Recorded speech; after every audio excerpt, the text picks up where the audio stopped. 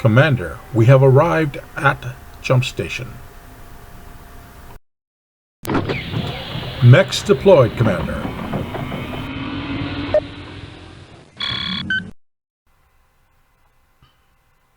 The clans.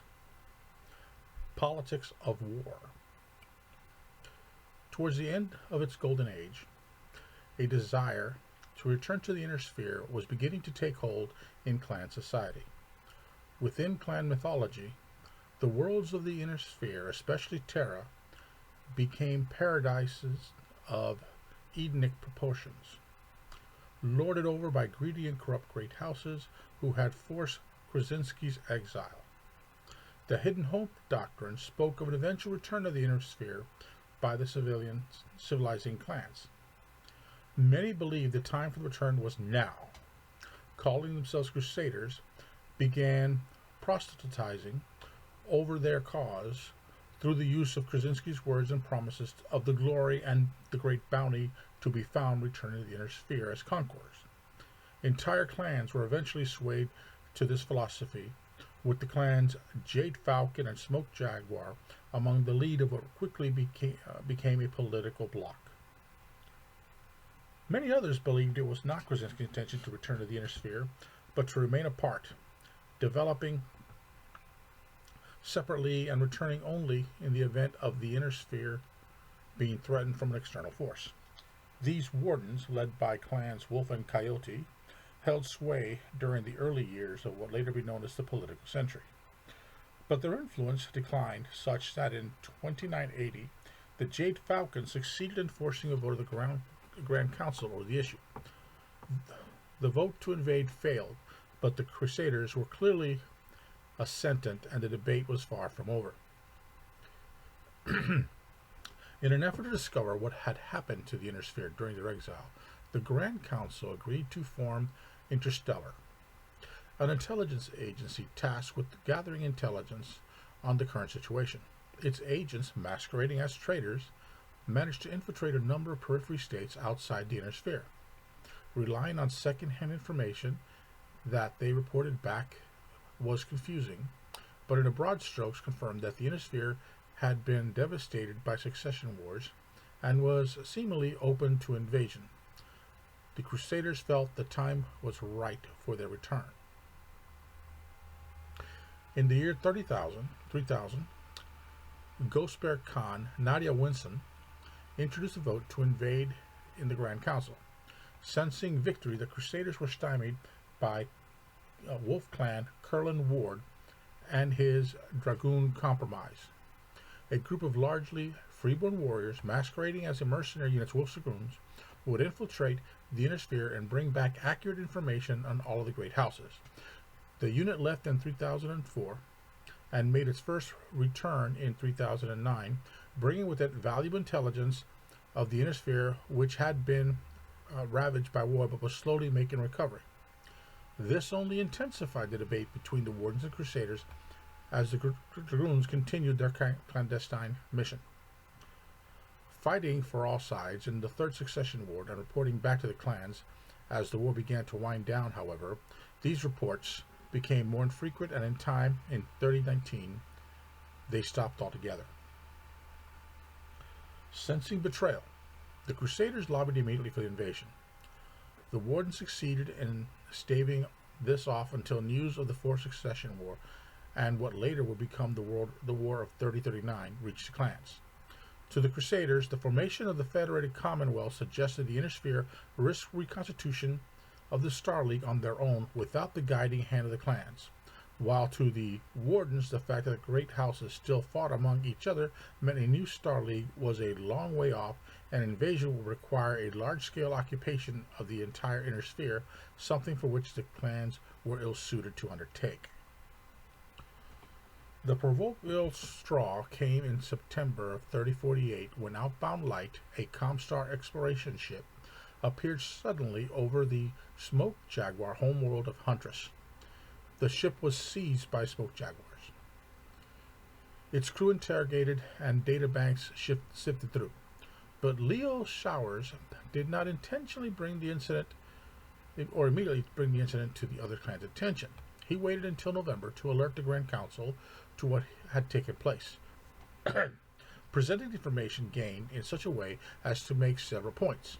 The favored Commonwealth was growing in power and threatening to restore the Star League under their rule. The discovery of the Helm Memory Core and other Star League artifacts was helping the Inner Sphere to recover its lost tech and erode one of the clan's major advantages. And most distressingly, that Comstar was close to discovering the location of the clan homeworlds, leaving the clans open to invasion.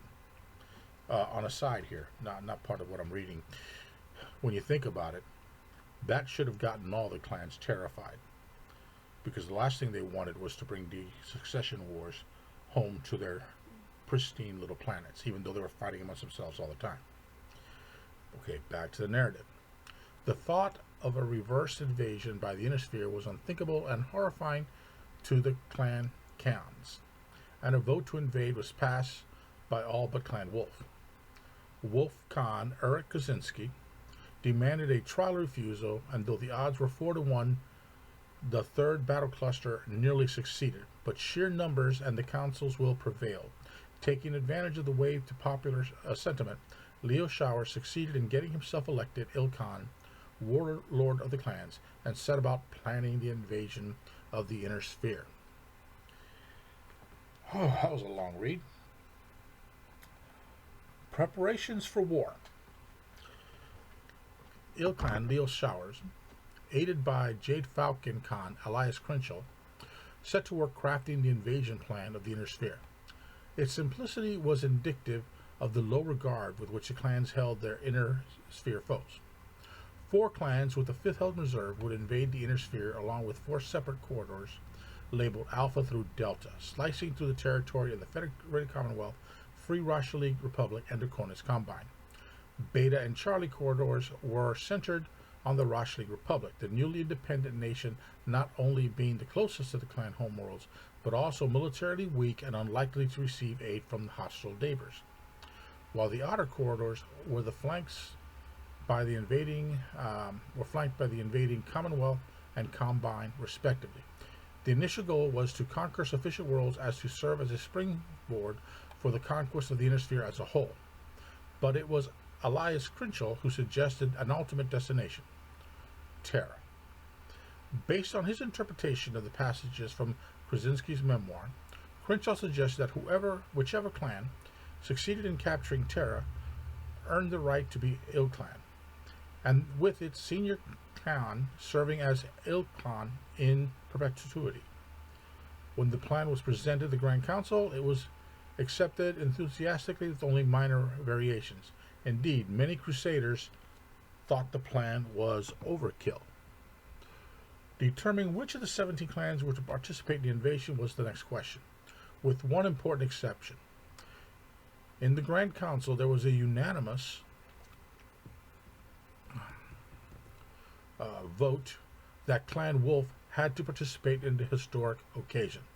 Obstinately, this was due to the historical descent from the great founder himself, but for the Crusaders, forcing Clan Wolf to participate in an invasion it had fought so long to prevent was retribution.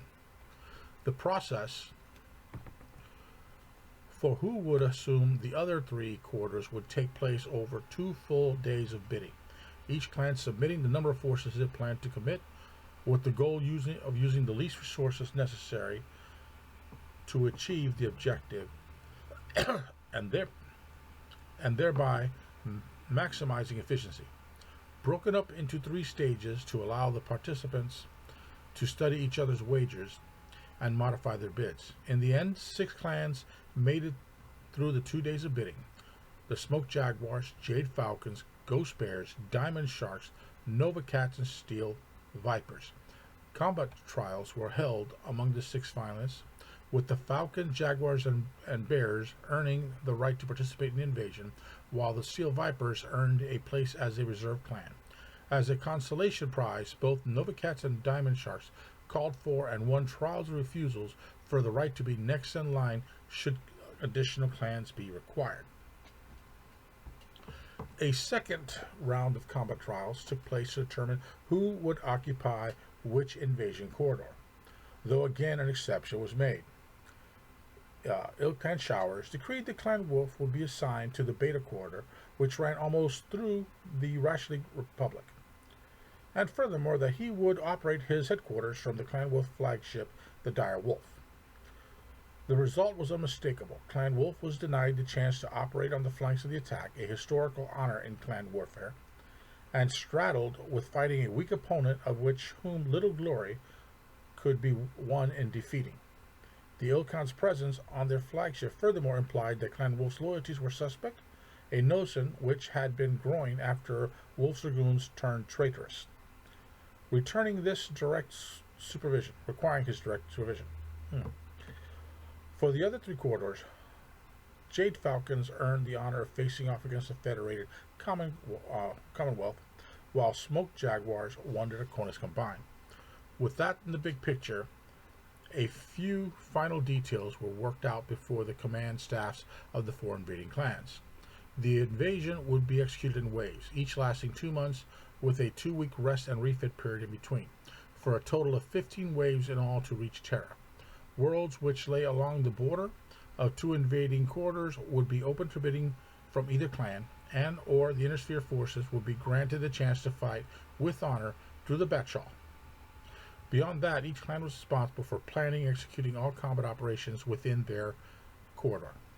Additionally, the remaining clans not participating in the invasion were invited to send observers along with the invasion force, consisting of no more than a trinary-sized ground contingent, but any number of warships and other interstellar craft. All of them chose to send both of their clans to serve as witnesses. The plan originally was for the full invasion fleet to depart in mid-June 3049. Many clan warriors, lacking in patience and eager for the returning to Spear, challenged the Khans to a trial for the right to leave in mid-February. These units offered to operate as a vanguard of the fleet, clearing the way through the periphery of bandits and providing valuable intelligence to the invasion fleet, before stopping at the borders of the Intersphere and awaiting the main force to arrive. After some debate, the modification was allowed, and a small number of elite units from the four invading clans left on the 21st of February. By June, the rest of the invasion fleet was ready and assembled in orbit above Starnamarki. Many inspirational speeches were given by the Ilkhan, the Lord Masters, and others, until finally the order to jump was given and the invasion begun. Well, that's all I have for you today. Next time, I'll be speaking to you about the invasion itself. It's interesting that as a fan of Clan Wolf and the Wolf's Dragoons, I'll add a little tidbit. The Wolves and Clan Wolves did not betray the clans.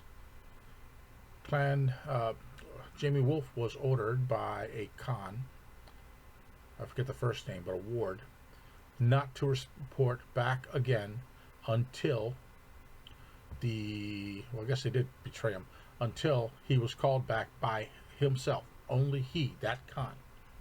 And once he died, there was no one that can call him back.